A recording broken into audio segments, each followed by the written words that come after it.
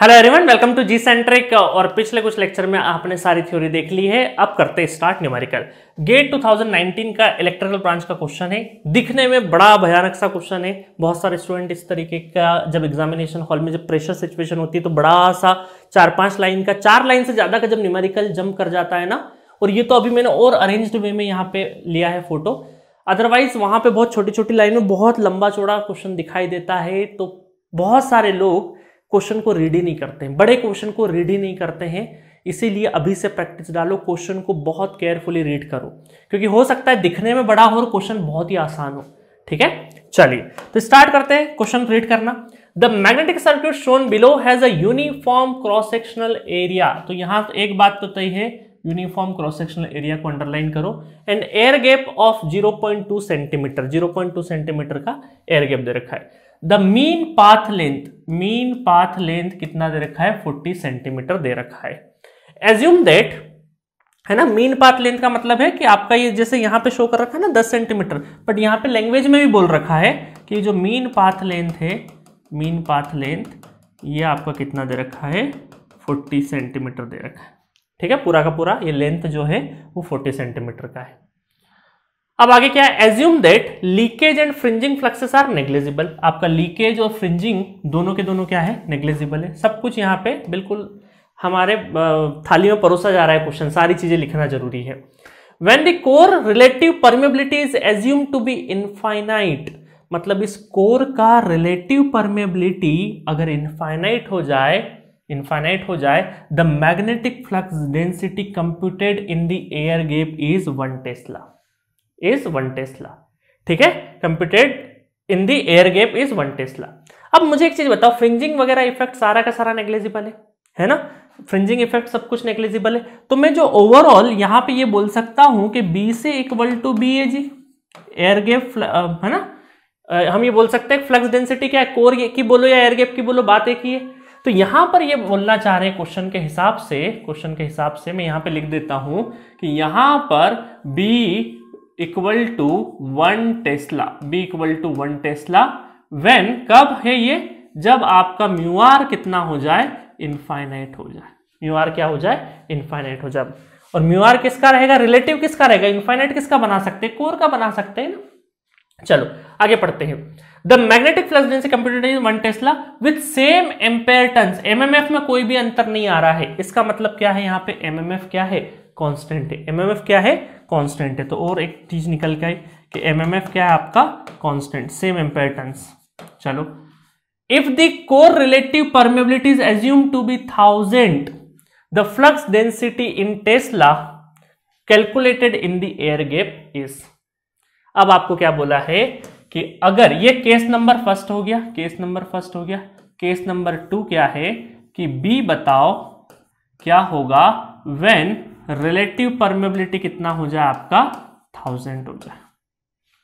अब एक चीज ध्यान से देखना कि आपके जो मटेरियल है वो बदल रहा है। जो कोर का मटेरियल है उसकी रिलेटिव परमेबिलिटी बदलने का मतलब है कि मटेरियल का नेचर बदल रहा है। एक बार आपने ऐसा मटेरियल लिया जिसकी म्यू आर क्या? इनफाइनाइट है ना, और एक बार म्यू आर कितना लिया? 1000 लिया। तो ये जो कोर का जो मटेरियल है ये चेंज हो रहा है, बट एयर के वहां तो कुछ भी चेंज नहीं हो रहा है ना, कुछ भी चेंज नहीं हो। एयर तो वहीं के वहीं ठहरी हुई, उसके अंदर तो कोई मटेरियल नहीं हो रहा है।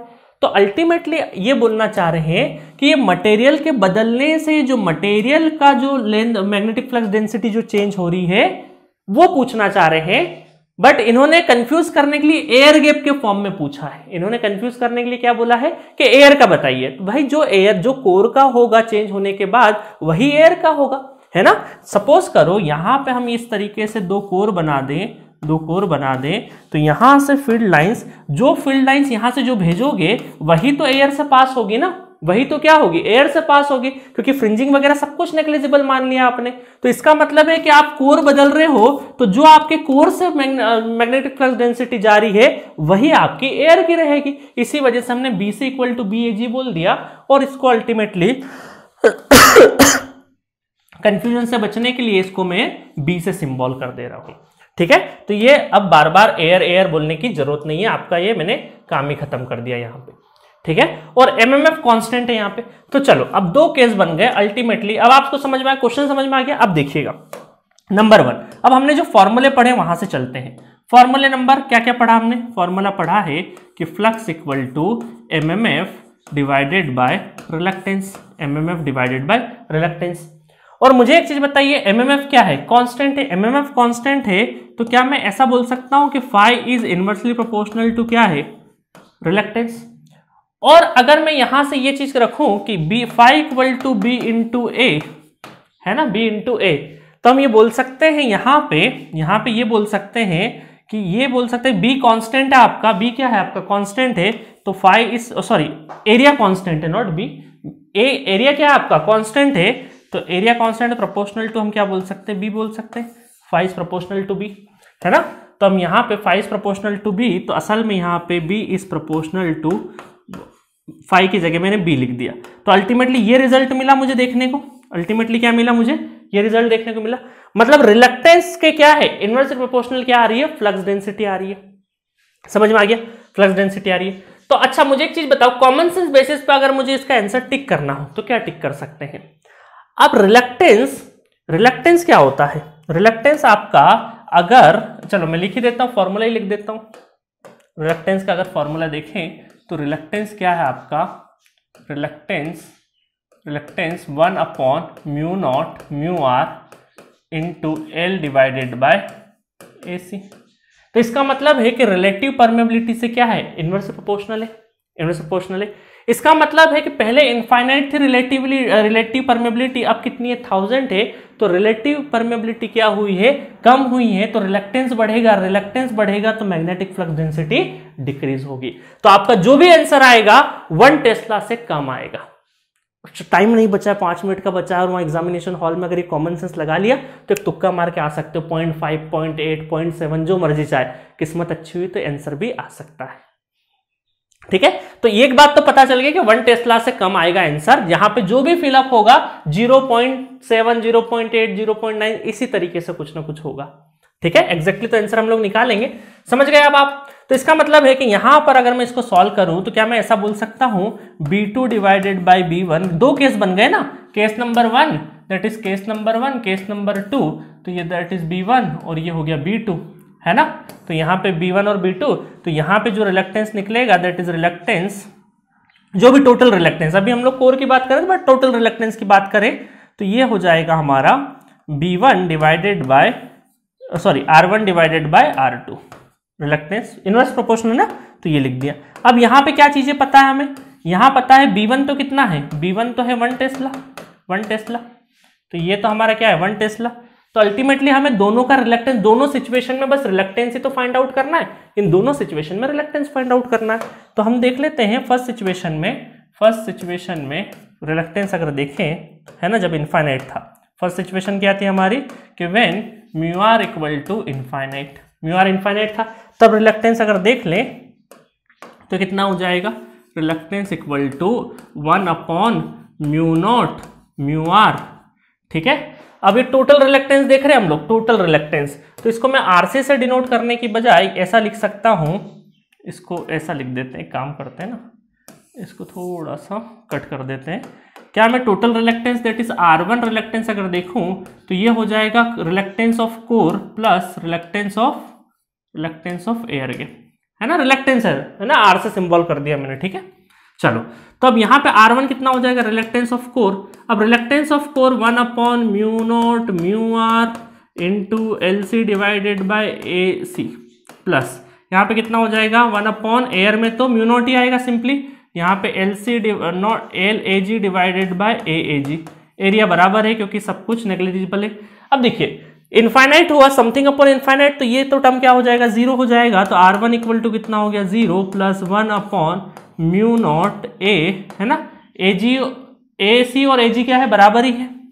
तो मैंने यहाँ पे AG और AC को A से सिंबल कर दिया सिंपली, और ये हो गया LAG कितना है? 0.2 centimetre, 0.2 centimetre, 0.2 into 10 to the power -2 और डिवाइड करने की जरूरत नहीं है, दैट इज 1 ले लो। ठीक है, क्योंकि मैंने इधर के साइड में, या एक काम करते हैं अभी के लिए आप ऐसा कर लो, A को यहाँ लिख दो। ठीक है, चलो तो ये हो गया आपका R1। R1। अभी सॉल्व मत करना है ना, अभी सॉल्व मत करना, क्योंकि आपको यहाँ रेशो के टर्म में पूछा है तो बहुत सारी टर्म हमारी कैंसिल हो सकती है। ठीक है, चलो अब सेकंड केस देखें। सेकंड केस देखें अगर हम लोग तो रिलक्टेंस निकाले when mu R equal to 1000 निकाले तो यहाँ पे क्या आ जाएगा, यहाँ आ जाएगा R1 इक्वल टू, अगेन वापस से यही सारी टर्म पूरी की पूरी मैं कॉपी पेस्ट कर दूं, है ना, कॉपी पेस्ट कर देता हूं इसको मैं।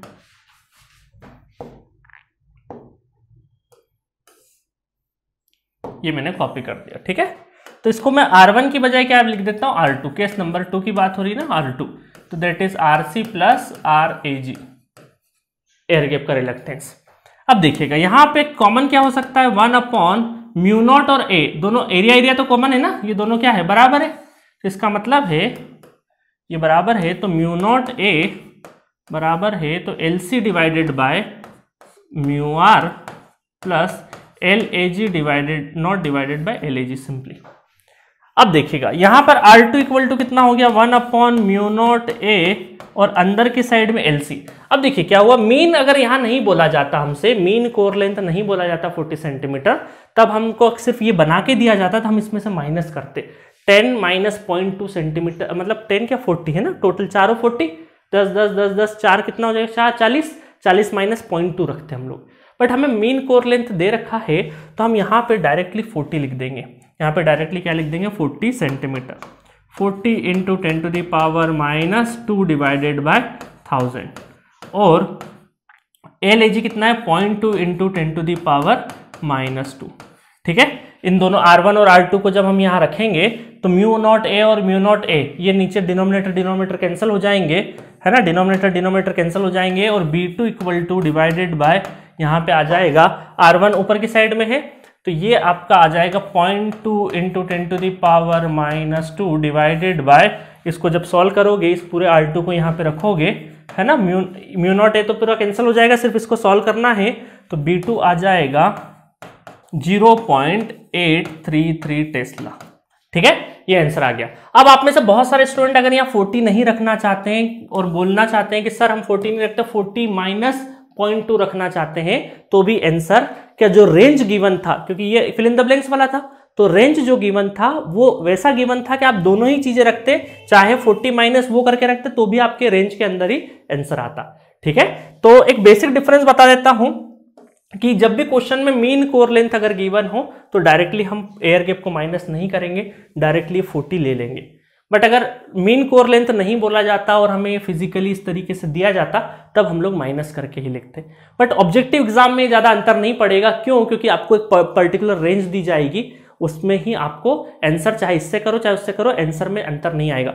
बट जो बेसिक कॉन्सेप्ट है, जो डिफरेंस है ना, जो डिफरेंस है वो मैं बता रहा हूं कि मीन कोर लेंथ दे तब तो हमें टोटल वाला ले लेना है, और मीन कोर लेंथ नहीं दे के कोई भी बात नहीं करे लैंग्वेज में, सिर्फ डायग्राम में अगर हमें इस तरीके से गिवन हो तब हम क्या करेंगे, 40 में से वो एयर गैप लेंथ माइनस करेंगे। इसके ऊपर बहुत एक अच्छी किताब होती है PC सेन, पढ़ने की जरूरत नहीं है, मैंने सारा फुल कोर्स में सारी 7-8 किताबों का निष्कर्ष कंक्लूजन लेके सब कुछ ले लिया है, सारे अच्छी चीजें सभी किताबों की पढ़ा दिए।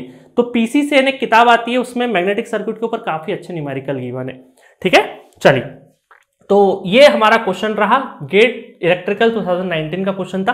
आपको सॉल्व कराने के लिए मुझे इतना ज्यादा लंबा टाइम लग गया, अदरवाइज अगर आप थोड़े से अच्छे जब पढ़ लोगे कॉन्सेप्ट तो बार बार फॉर्मूले नहीं लिखोगे। अभी तो मैं समझाने के लिए सारी चीजें लिख रहा हूँ।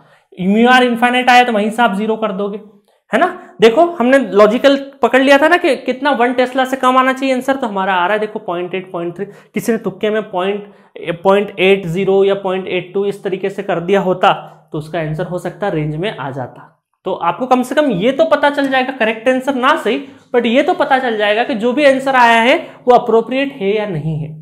1 से कम आना चाहिए था, बिल्कुल आगे, हो सकता कोई कैलकुलेशन एरर की वजह से 1 से ज्यादा चले जाता तो दिक्कत हो जाती। ठीक है, तो ये क्वेश्चन हमारा रहा मैग्नेटिक सर्किट के ऊपर।